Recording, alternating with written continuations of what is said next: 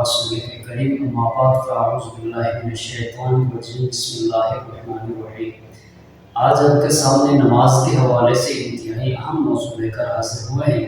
انشاءاللہ تعالیٰ آپ تھوڑا سا وقت نکال کر اس ویڈیو کو دیکھیں گے، اس مسئلے کو سنیں گے، انشاءاللہ تعالیٰ بہت زیادہ آپ کو فائدہ ہوگا۔ محترم سامعین و ناظرین، جیسے کہ ہم سب کو معلوم ہے کہ نماز جو ہے وہ اسلام میں سب سے زیادہ بنیادی اہمیت کا حامل ہے۔ اللہ رب العزت نے مسلمانوں کے اوپر سب سے پہلے نماز کو فرض فرمایا اور قیامت کے دن سب سے پہلے نماز کا حساب کیا جائے گا۔ جس بندے کی نماز اچھی اور پوری نکل آئی، اس بندے کے تمام اعمال جو ہے وہ پورے نکل آئیں گے، وہ شخص کامیاب ہوگا اور انشاءاللہ تعالیٰ جنت میں داخل ہوگا۔ لہٰذا ہمیں سب کو چاہیے کہ ہم نمازوں کا خوب اہتمام کریں۔ ایک بات کا اور دھیان رکھیں کہ نماز ہماری ٹھیک طریقے سے ہو۔ اللہ کے رسول صلی اللہ علیہ وسلم نے ارشاد فرمایا، ایک شخص 60 سال تک عبادت کرتا رہے گا، نمازیں پڑھتا رہے گا، اس کی ایک بھی نماز قبول نہیں ہوگی۔ صحابہ کرام رضی اللہ تعالیٰ عنہم اجمعین نے پوچھے، یا رسول اللہ اس کی وجہ کیا ہے؟ اللہ کے رسول نے فرمایا، وہ نماز کو صحیح طریقے سے ادا نہیں کرے گا، جس طرح نماز کو پڑھنے کا حق ہے اس طریقے سے وہ نماز کا اہتمام نہیں کرے گا، لہٰذا اس کی نمازیں جو ہے وہ ٹھیک نہیں ہوگی، نمازیں قبول نہیں ہوگی۔ تو ہمیں چاہیے کہ ہم نمازوں کا کیا کریں، درست طریقے سے صحیح طریقے سے پڑھنے کا اہتمام کریں۔ اللہ کے رسول صلی اللہ علیہ وسلم نے فرمایا، حدیث کا مفہوم ہے کہ کچھ نمازی ایسے ہوتے ہیں جو ایسی نماز پڑھتے ہیں کہ جیسے وہ نماز سے فارغ ہوتے ہیں تو وہ نماز جو ہے نمازی کو بد دعا دیتی ہوئی آسمان کی طرف جاتی ہے کہ جس طرح تو نے مجھے ضائع کیا، برباد کیا، اللہ تعالیٰ تجھے بھی ایسا ہی ضائع کر برباد کرے، یہ بد دعا دیتی ہوئی جاتی ہے۔ اور جو شخص خشوع و خضوع کے ساتھ، اہتمام کے ساتھ، تسلی کے ساتھ، اطمینان کے ساتھ نماز کو سیکھ کر درست طریقے سے پڑھے گا تو نمازی کو نماز جو ہے وہ دعا دیتی ہوئی جاتی ہے کہ اللہ رب العزت آپ کی بھی ایسے ہی حفاظت فرمائے جس طرح تم نے میری حفاظت کی، اچھے طریقے سے نماز پڑھی۔ تو ہمیں چاہیے نمازوں کا اہتمام کرے اور ساتھ سیکھ کر پڑھے۔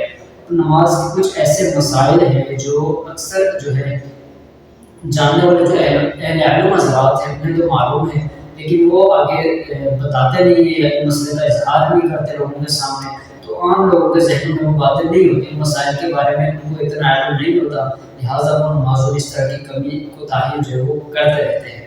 تو آج آپ کے سامنے اسی حوالے سے انتہائی اہم موضوع جو ہے لے کر حاضر ہوا ہوں، وہ یہ ہے کہ جب ہم نماز کے لیے مسجد میں جاتے ہیں تو امام کے ساتھ اکثر اوقات ایسا ہوتا ہے کہ ہم نماز میں لیٹ ہو جاتے ہیں تو ہماری کچھ رکعات جو ہے نکل جاتی ہے۔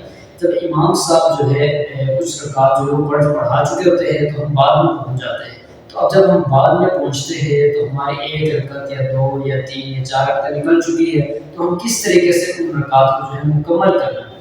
تو اب یہاں پر جو ہے اکثر حضرات غلطی کر بیٹھتے ہیں، نمازوں کو درست طریقے سے نہیں پڑھتے، انتہائی اہم اور حساس مسئلہ ہے۔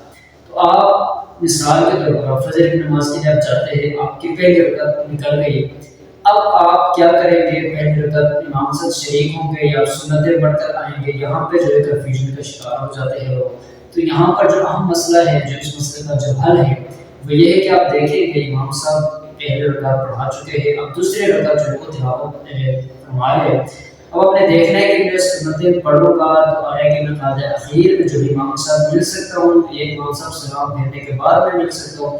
آپ نے اندازہ لگانا ہے، آپ کو پتہ چلے کہ میں 1 منٹ کے اندر 2 منٹ کے اندر سنتیں پڑھ سکتا ہوں، امام کے ساتھ قاعدہ اخیر میں مل سکتا ہوں۔ تو اس صورت میں آپ کو چاہیے آپ کسی ستون کے پیچھے 2 رکعت فجر کی جو ہے سنتیں ادا کریں، اس کے بعد امام صاحب کے ساتھ نماز میں شریک ہو جائے۔ اگر آپ کو پہلے دوسری رکعت مل جاتی ہے تو اچھی بات ہے، اگر نہیں ملتی آپ قاعدہ اخیر میں امام صاحب کے ساتھ مل جاتے ہیں، امام صاحب سلام پھیریں گے تو آپ نے کھڑے ہو کر 2 رکعت نماز میں جو ہے اپنے تلاوت سورہ فاتحہ کی بھی کرنی ہے اور سورہ کی بھی تلاوت کرنی ہے، مکمل سورہ فاتحہ، اور اس کے بعد کوئی سورت ملا کر تلاوت کر کے آپ اپنی نماز مکمل کریں گے۔